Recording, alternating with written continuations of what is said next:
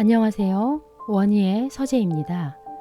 오늘은 세이노의 가르침 중 돈은 오직 기회의 첫 단추만 채워준다를 읽어드리겠습니다. 어느 책에서인가 이런 글을 본 적이 있다. 어떤 다람쥐도 도토리를 모을 때 겨울을 나는데 필요한 이상을 모으지 않으며 어떤 참새도 다음 주 식량을 미리 모아놓지 않는다고 해서 슬프게 짹짹대지 않는다. 동물의 왕 호랑이도 부자 호랑이와 가난한 호랑이로 나뉘어지지는 않는다. 그저 배부른 놈과 배고픈 놈으로 분류될 뿐이다. 어째서 인간만이 부자가 되려고 하는 것일까? 그것은 인간 세계만이 자본주의를 실행하기 때문이다. 자본주의 사회에서 가장 중요한 생존 요건은 돈의 속성을 알고 이 세상에서 돈 버는 방법을 제대로 배우며 그렇게 본 돈을 효과적으로 쓰는 일이다. 그렇다면 돈은 어떠한 속성을 갖고 있는가? 강태기 씨의 모노드라마 돈에는 돈의 행방에 따라 여러 인물이 등장한다. 마지막 재산 1,000원을 털어서 산 복권이 당첨돼 벼락부자가 된 실직자. 그 돈을 탈취한 강도. 그 강도로부터 청원을 받는 창녀. 강도가 목욕하는 사이에 돈가방을 훔쳐 병에 시달리는 애인에게 달려간 창녀. 돈 때문에 사랑하는 여자를 사창가에 내몬 죄책감을 견디지 못하여 자살한 애인. 이 연극에서 돈은 화폐로서의 돈을 비롯해 윤회한다는 의미의 돈다와 미친다는 뜻의 돈다는 의미를 동시에 내포하고 있다. 그러나 돈이 사람을 사이코로 만드는 기능만 갖고 있는 것은 물론 아니다. 자본주의 사회에서 돈이 갖고 있는 첫 번째 기능은 의식주를 해결하여 준다는 것이다. 어떤 사람들은 예수가 성경 마태복음 6장에서 무엇을 먹을까, 무엇을 마실까, 무엇을 입을까 하지 말라. 내일 일을 위하여 염려하지 말라고 한 말을 내게 들려줄지도 모른다.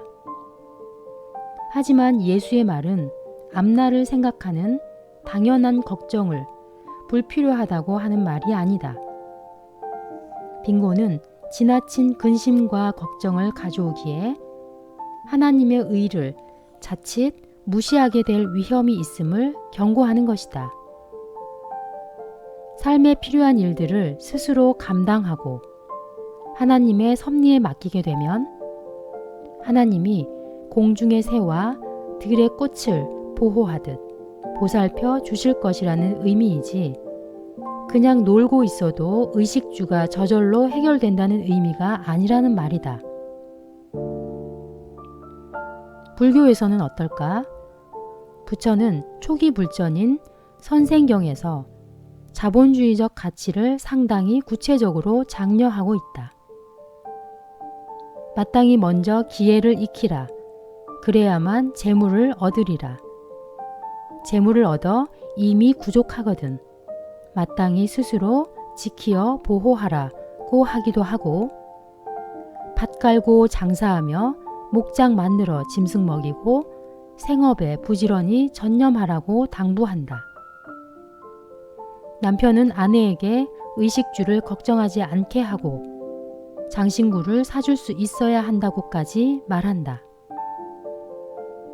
자바 함경에서 남편은 아내에게 생활비를 주어야 하고 아내는 재산 관리를 잘해야 한다는 의무가 명시된다. 예수와 부처까지 내가 인용하는 이유는 어설픈 종교적 사고로 돈 자체를 터부시하지는 말라는 뜻이다. 자본주의 사회에서 돈의 두 번째 기능은 돈이 있으면 안심이 된다는 사실에 있다. 돈이 있다고 반드시 행복해지는 것은 아니라고 할지라도 일단 통장에 돈이 넉넉히 있다면 안심이 되고 걱정거리도 웬만큼은 줄일 수 있지 않은가. 병에 걸렸을 때 불치병이 아니라면 돈을 갖고 치료를 받을 수 있다. 실수로 사람을 죽였어도 돈이 있으면 그 가족에게 위자료를 주고 합의서를 받아내서 형량을 적게 받을 수도 있다. 돈의 세 번째 기능은 기회를 만들 수도 있다는 사실에 있다. 오헨리의 단편 가운데 황금의 신과 사랑의 사수라는 것이 있다. 그는 전직 은행원이었으나 공금 횡령으로 인해 감옥에 있는 도중 소설을 쓰기 시작해 결국 유명해졌다. 그런 그였기에 당연히 돈에 대한 생각도 소설로 표현했던 것이다. 그 줄거리를 살펴보자. 돈 많은 아버지를 무척이나 경멸하는 아들은 짝사랑하는 여자에게 아직 말도 한번 건네보지 못했다. 어느 날 아들은 연극을 구경하기 위해 기차역에 도착하는 그녀를 극장까지 마차로 안내하는 역을 맡게 된다. 그러나 그 시간은 고작 7, 8분. 그는 돈이면 무엇이든 살 수 있다는 아버지에게 그 사실을 말하고 돈으로 어떻게 사랑을 얻느냐고 푸념한다. 드디어 날짜가 되어 역으로 간 그는 두근거리는 마음으로 그녀에게 인사하고 마차로 안내한다. 극장을 향해 마차가 달리던 중 아들이 갑자기 당황해하며 마차를 멈춘다. 어머니의 유품인 반지를 떨어뜨린 것. 그는 마차 밖으로 나가 1분도 안 되어 반지를 찾아가지고 돌아왔고 다시 마차는 출발했다. 그러나 그 1분 사이에 다른 차들이 길을 막아버렸고 넓은 광장이 수많은 집마차, 승용차, 짐차 등으로 인해 온통 아수라장이 되어가고 있었다. 물론 그들이 탄 마차는 꼼짝할 수 없는 처지가 되고 말았다. 결국 두 사람은 자연스럽게 여러 가지 얘기를 하게 되고 아들은 사랑을 고백하며 여자도 그 사랑을 받아들인다. 다음 날 웬 사내가 아버지를 방문하여 돈이 생각보다 더 들어갔다고 보고한다. 그는 아버지의 지시를 받고 아들의 마차가 지나갈 시각에 도시의 모든 탈 것들을 동원하여 길을 막아버려 두 사람이 이야기할 시간을 넉넉하게 만들어준 사람이었다. 자, 오 헨리가 이 소설에서 말하려고 하는 것은 돈이면 사랑도 만들 수 있다는 생각이었을까? 아닌 것 같다. 돈으로 사랑을 시작할 수 있는 기회를 만들 수는 있지만 반지가 마차에서 굴러 떨어지고 그것을 찾느라고 1분을 소비하는 바람에 타이밍이 맞았듯이 신의 어떤 도움이 있어야 한다. 즉 운도 따라야 한다는 말이다. 게다가 아무리 두 남녀가 오래 이야기할 기회를 갖게 되었다고 할지라도 서로가 상대방에 대해 사랑의 씨앗이라고 할 수 있는 필도 있어야 비로소 돈은 그 기회를 열매 맺게 한다는 뜻 아니었을까? 돈이 주는 기회를 생활에서 찾아보자. 우리의 여름밤은 무덥다. 아무리 사이가 좋은 부부라고 할지라도 아열대의 밤에 더워서 사랑이고 나발이고 귀찮아질 것이다. 샤워를 하고 난 뒤라고 할지라도 마찬가지가 아닐까? 하지만 에어컨이 있다고 치자.